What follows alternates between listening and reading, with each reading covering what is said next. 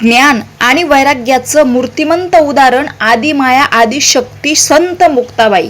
आजपर्यंत तुम्ही कोणत्याच संतांचं चरित्र जरी ऐकलं नसेल तर या एकमेव संत मुक्ताबाईचे जर चरित्र ऐकलं तर तुम्हाला सर्व संतांची महती ह्या एका चरित्रातून समजणार आहे। आणि मुख्य म्हणजे ज्ञानाचा आणि वयाचा काही एक मात्र संबंध नाही हे सुद्धा या चरित्रातून शिकायला मिळणार आहे। चरित्र अगदी छोटं आहे पण आपल्या आयुष्यात खूप सारा अनपेक्षित बदल घडून आणू शकतं। चला तर सुरुवात करूया। अखंड जयाच्या नामाचा गजर तोची एक योगी राजभूमीवर, मुक्ताबाई म्हणे जाहले अंतरी, ज्ञानोबाची बहीण मुक्ताबाई साच हरी।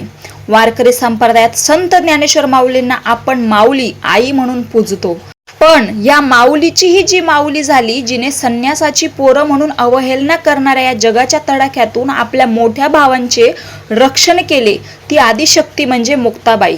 वयाच्या अवघ्या 18व्या वर्षी मुक्ताईने जे ज्ञान, जे वैराग्य आणि जी आध्यात्मिक उंची गाठली ती मानवी इतिहासात अद्वितीय आहे।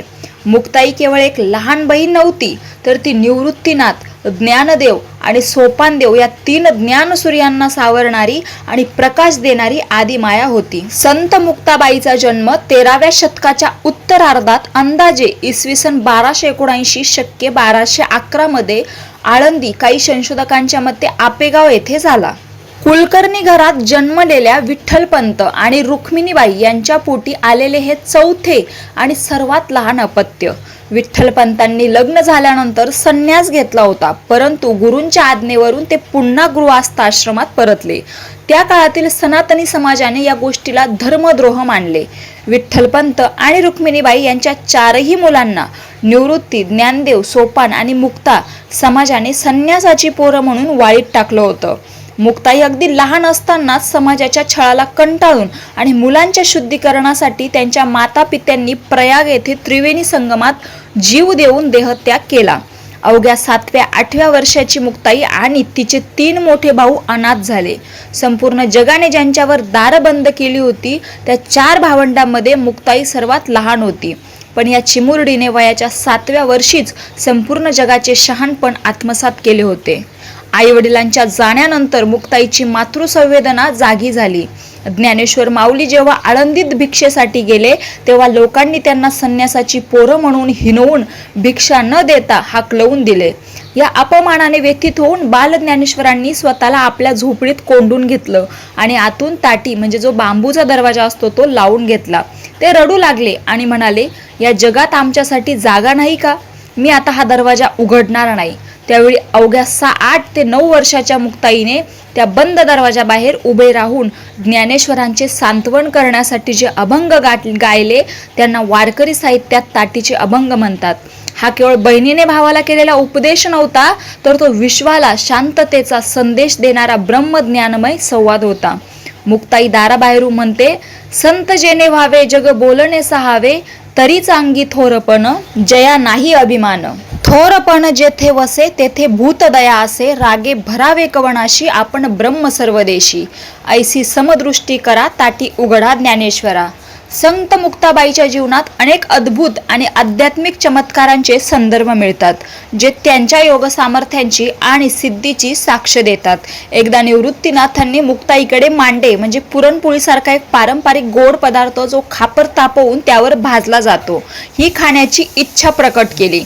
मुक्ताई मांडे बनवण्यासाठी गावात खापर म्हणजे मातीचे भांडे आणायला गेली, परंतु गावातील काही कर्मठ विसोबा खेचर यांनी कुंभाराला धमकावून सांगितले की संन्यासाच्या पोरांना खापर द्यायचे नाही। मुक्ताई रिकाम्या हाताने रडत रडतच झोपडीत परतली। ज्ञानेश्वरांनी विचारले, मुक्ता का रडतेस? मुक्ताईने सर्व हकीकत सांगितली।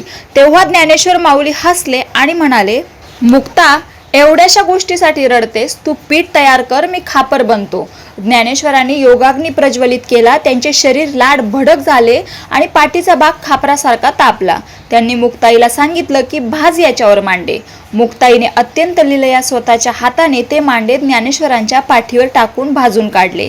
हा चमत्कार दुरून पाहणारे विसोबा खेचर थक्क झाले, त्यांचा अहंकार गळून पडला। ते धावत धावत आले आणि मुक्ताईने भाजलेल्या मांड्याचा उरलेला तुकडा प्रसाद खाण्यासाठी झोपडीत शिरले। ते मुक्ताईच्या पाया पडले आणि पुढे जाऊन हेच विसोबा खेचर संत नामदेव महाराजांचे गुरु झाले. तापी नदीच्या तीरावर राहणारे योगी चांगदेव हे आपल्या योग सामर्थ्याने 1400 वर्ष जिवंत होते. त्यांना आपल्या दीर्घ आयुष्याचा आणि सिद्धीचा फार मोठा गर्व होता. जेव्हा त्यांनी ज्ञानेश्वर आणि त्यांच्या भावंडांची कीर्ती ऐकली तेव्हा ते त्यांना भेटायला निघाले. चांगदेव साक्षात वाघावर बसून आणि हातात जिवंत सर्पाचा चाबूक घेऊन मोठ्या दिमाखात आळंदीकडे निघाले. त्यांच्यासोबत हजारो शिष्य होते. ज्ञानेश्वर, निवृत्ती, सोपान आणि मुक्ताई एका भिंतीवर बसून ऊन खात होते मस्त.